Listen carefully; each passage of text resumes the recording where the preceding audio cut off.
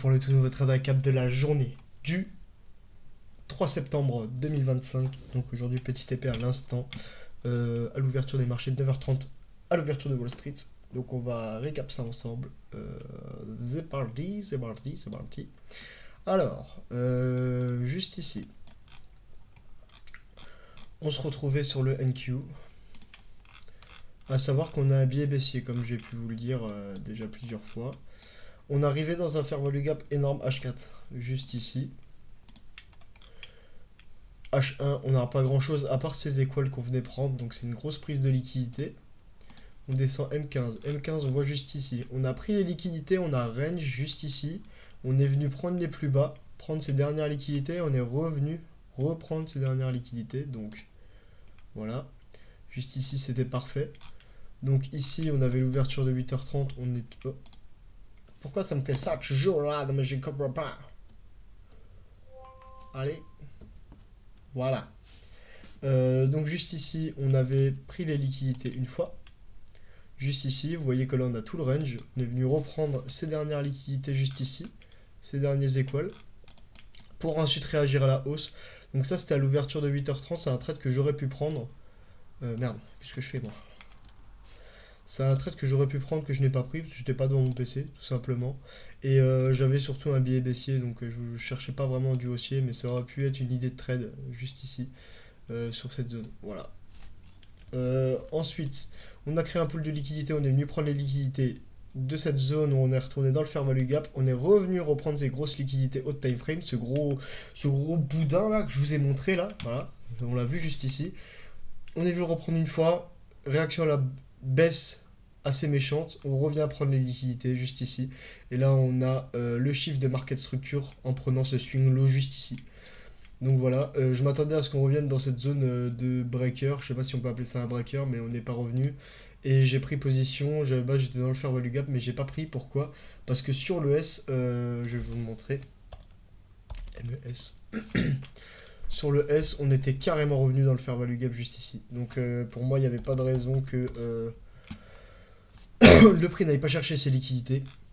Donc voilà, là on a fait une grosse zone de manipulation avec un gros biais baissier, des énormes liquidités daily juste en dessous. Donc voilà, je les ai pas target parce que ça fait un peu loin.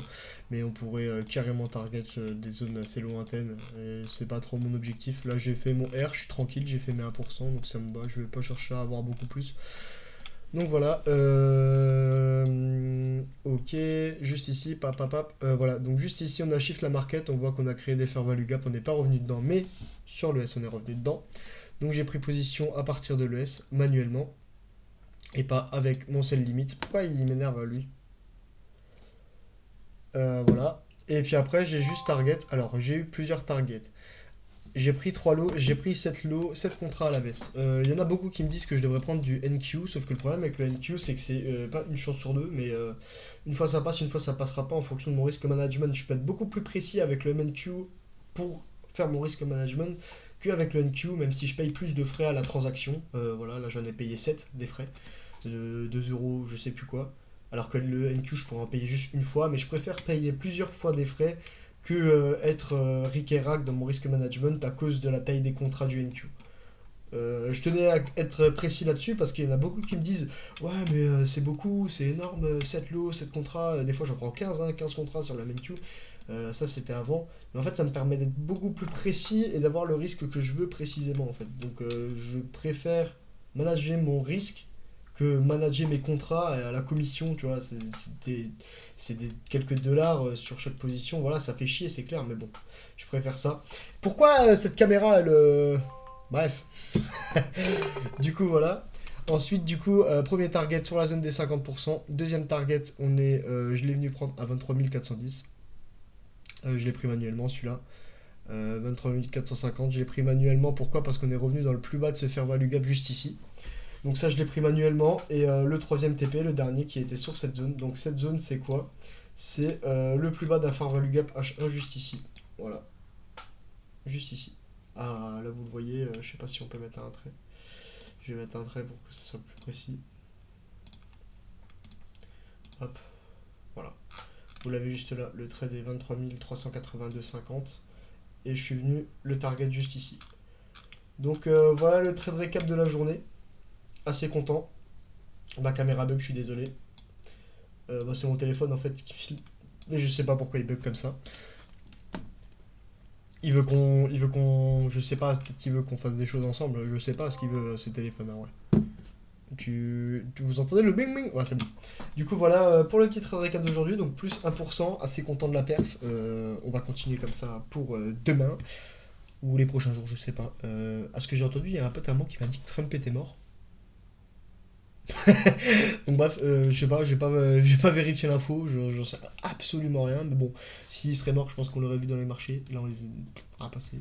Donc voilà pour l'info, je sais pas, je vais vérifier de mon côté, ça me paraît un peu gros, peut-être qu'il est vraiment mort, hein, je sais pas.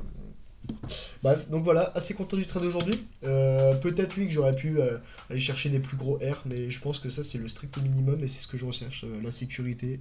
Donc voilà, risque manager, obligé d'être sécure dans ce que je fais et de savoir ce que je fais. Je peux pas laisser un trade courir juste parce que je pense potentiellement qu'il va y aller aujourd'hui. Je cherche pas. Ça aussi, c'est un concept que ICT explique très bien, mais il cherche pas à savoir jusqu'où le PO3 va faire son plus bas pour faire sa dernière manipulation. En fait, son PO3, il va prendre dans la baisse et va s'arrêter pendant la baisse, mais il va pas aller chercher le dernier bout, ça sert à rien.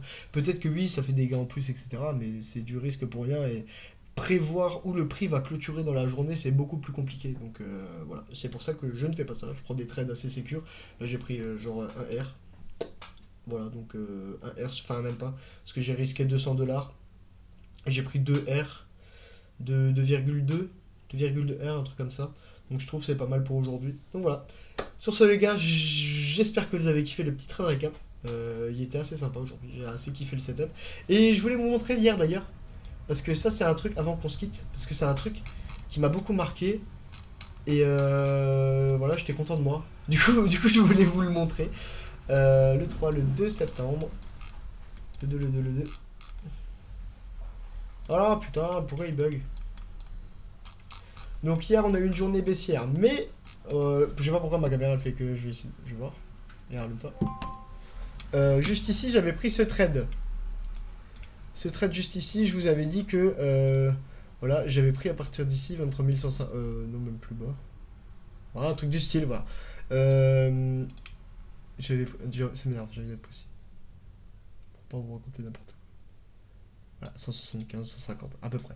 Voilà, je m'étais fait BE sur cette zone. Et en fait, je me suis rendu compte que oui, c'était bien mon SL mal placé et mon analyse en soi, elle était très bonne. Parce que, comme je vous l'avais dit, je voulais sortir. C'est pas possible. Je vous avais dit que je voulais sortir au-dessus de ces lots si jamais on faisait des équales. Et ben c'est ce qu'on a fait avant de réagir à la hausse, juste ici. Donc ça aurait été une journée parfaite pareil, mais juste mon SL qui était mal placé. Bon voilà, je suis désolé, j'ai plus ma caméra, je sais pas pourquoi il veut pas. Ah si peut-être. Pour la fin, ça peut être bien de l'avoir. Oh ça bug. Ouais du coup voilà. Je vais vite clôturer la vidéo parce que je pense que ça doit être insoutenable. Mais bref, sur ce les gars, j'espère que vous avez kiffé le petit trade récap d'aujourd'hui. Moi ça m'a fait plaisir, j'ai réussi à prendre mon mouvement et mes 2 R. Donc voilà. Sur ce, bye bye.